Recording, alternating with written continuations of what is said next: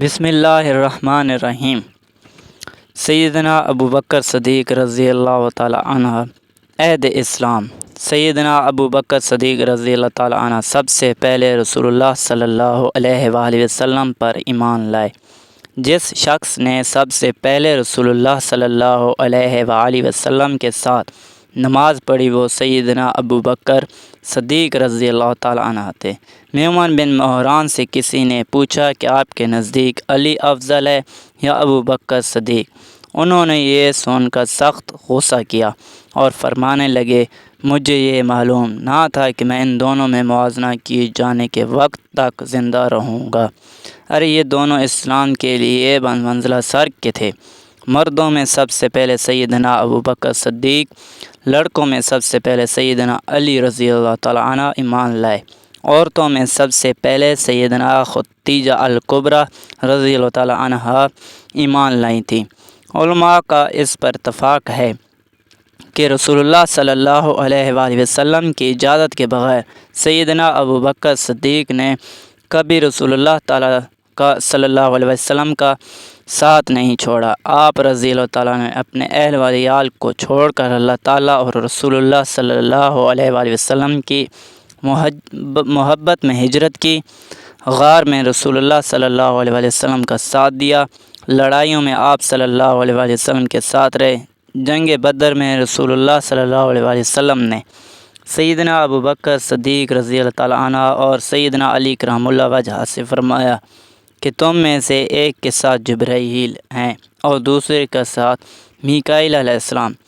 جنگ بدر میں عبد الرحمن بن ابو بکر مشرکین کے لشکر میں شامل تھے۔ جب وہ مسلمان ہو گئے تو انہوں نے اپنے والد ماجد یعنی سیدنا ابو بکر صدیق سے کہا کہ بدر کے روز آپ رضی اللہ عنہ کئی مرتبہ میرے تیر کی زد میں آئے مگر میں نے اپنا ہاتھ روک لیا۔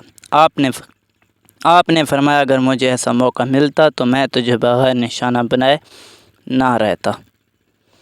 سیدنا علی رضی اللہ عنہ نے ایک مرتبہ لوگوں سے سوال کیا کہ تمہارے نزدیک شجاع ترین کون شخص ہے؟ سب نے عرض کیا آپ نے فرمایا کہ میں ہمیشہ اپنے برابر کے جوڑے سے لڑتا ہوں۔ یہ کوئی شجاعت نہیں، تم شجاع ترین شخص کا نام لو۔ سب نے کہا ہمیں معلوم نہیں۔ سیدنا علی رضی اللہ تعالیٰ عنہ نے فرمایا شجاع ترین سیدنا ابو بکر صدیق رضی اللہ تعالیٰ عنہ۔ یوم بدر میں ہم نے رسول اللہ صلی اللہ علیہ وسلم کے ایک صاحبان بنایا تھا۔ ہم نے پوچھا کہ رسول اللہ صلی اللہ علیہ وسلم کے پاس کون رہے گا کہ مشرکین آپ کو وسلم پر حملہ کرنے سے باز رکھے۔ قسم اللہ تعالیٰ کی ہم میں سے کسی شخص کو ہمت نہ پڑی مگر ابو بکر صدیق رضی اللہ عنہ ننگی تلوار لے کر کھڑے ہو گئے اور کسی کو پاس نہ پھٹکنے دیا۔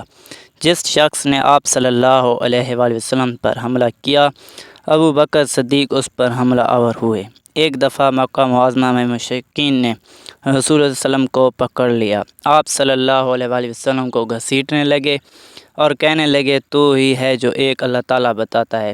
واللہ کسی کفار کے مقابلے کی جرت نہ ہوئی مگر ابو بکر صدیق رضی اللہ عنہ آگے بڑھے۔ وہ کفار کو مار مار کر ہٹاتے جاتے تھے اور کہتے جاتے تھے کہ ہے افسوس تم ایسے شخص کو قتل کرنا چاہتے ہو جو کہتا ہے میرا اللہ ایک ہے۔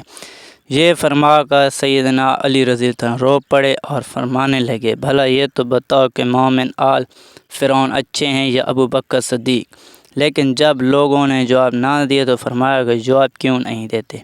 واللہ ابو بکر رضی اللہ تعالیٰ عنہ کی ایک ساتھ ان کی 1000 ساتھ سے بہتر ہے۔ وہ تو ایمان کو چھپاتے تھے اور سیدنا ابو بکر رضی اللہ عنہ اپنے ایمان کو ظاہر کیا۔ سبحان اللہ۔